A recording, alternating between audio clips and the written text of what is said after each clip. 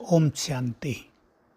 स्वयं भगवान सम्मुख बैठकर ब्रह्मावत्सों को याद दिलाते हैं, स्मृति दिलाते हैं। बच्चे, ये भारत बहुत महान था। एक शब्द बोलते हैं बाबा, ये हीरे सोने का मटका था।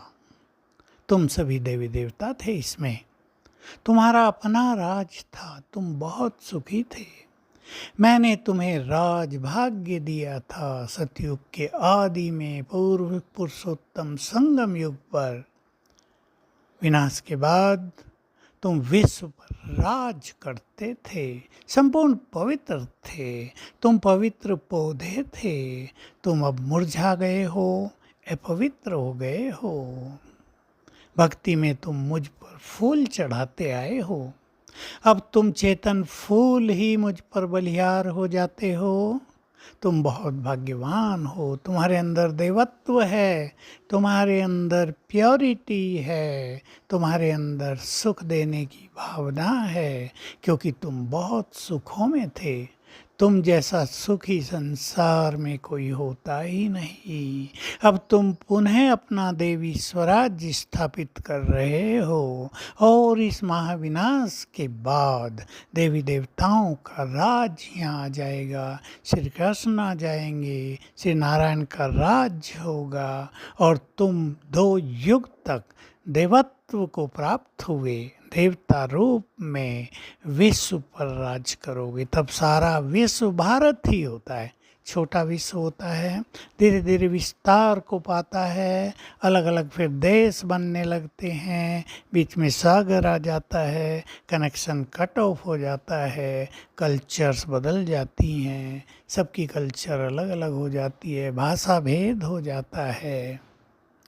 तो बाबा हमें ये रोज स्मृति दिलाते हैं, हमें इस ईश्वरीय नशे में रहना चाहिए। हम अपना देवी स्वराज्य स्थापित कर रहे हैं, 2 युग तक हम बहुत सुखी रहेंगे। इसलिए अब जरा भी दुख की फीलिंग ना हो, और वो तब होगी जब हम सर्वशक्तिवान बाबा से योग लगाकर स्वयं को शक्तिशाली बनाएंगे। तो ये छोटे मोटे दुख हमें दुख लगेंगे ही नहीं, जीवन का खेल लगेगा। इसकी बहुत आवश्यकता आजकल, क्योंकि संसार में दुख बढ़ता जा रहा है। बाबा दूसरी चीज़ भी सिखाते रहते हैं, आत्मिक स्वरूप में जितना रहेंगे उतने ही बहुत सुखी रहेंगे।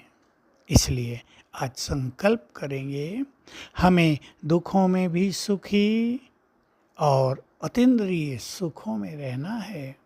अतीन्द्रिय सुख जो इंद्रियों से परे का है, जो आत्मिक स्वरूप में स्थित होने पर प्राप्त होता है, वो सुख जितना बढ़ता जाता है, इस संसार के सभी दुख लोप होते जाएंगे। कोई आपको गाली भी दे, आपको हंसी आएगी।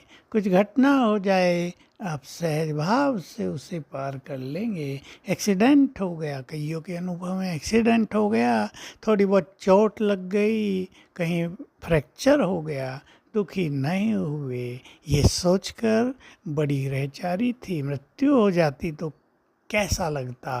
थोड़े से में बचा दिया शिव बाबा ने। टाइम मिला 1 मास का, रेस्ट में रहेंगे, अब अच्छा अभ्यास कर लेंगे, योग अभ्यास करेंगे, बाबा को शुक्रिया देने लगे। आपने हमें पुनः बचा दिया, नया जीवन दिया। शिकायत नहीं करते कि बाबा आपने क्या कर दिया, मेरा एक्सीडेंट करा दिया, ये सब नहीं, ये बाबा नहीं कराता, ये अपनी गलतियों से होते हैं। बाबा तो हमें बचाता है, सुखी बनाता है। इसलिए हमें हमेशा पॉजिटिव देखना है हर घटना को, और शिव बाबा को उसके लिए शुक्रिया करते रहना है सच्चे दिल से। तो हम सब भी रोज बाबा को शुक्रिया किया करें। ये एक बहुत सुंदर टेक्निक है। प्रभु प्रेम में मगन होने की, और जिस चीज़ के लिए हम शुक्रिया करेंगे उसमें वृद्धि भी हम देखेंगे। मान लो हम शुक्रिया करते हैं, बाबा आपने हमें बहुत धन दिया, हमारा श्रेष्ठ भाग्य बनाया, हमें बहुत सुख दिया, तो ये सब चीज़ें हमें बढ़ती हुई नज़र आएंगी। और हम परेशान होते रहें, आपने तो कुछ दिया ही नहीं, तो कुछ भी नहीं रहेगा। तो आइए हम अपने स्वराज्य अधिकार में आ जाएं और भविष्य राज के ईश्वरीय नशे में रहें। ओम शांति।